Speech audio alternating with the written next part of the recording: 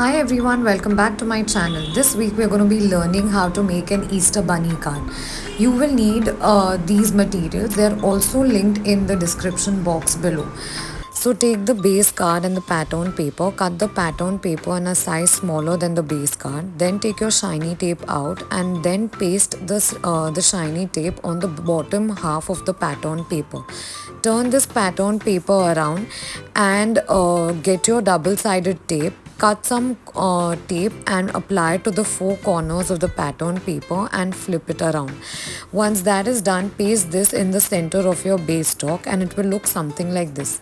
As you can see, I have cut out two cutouts, that is the bunny cutout and a yellow cutout which says Happy Easter in the previous photograph, and pasted it inside this envelope, and the embellishment of Happy Easter goes on the side.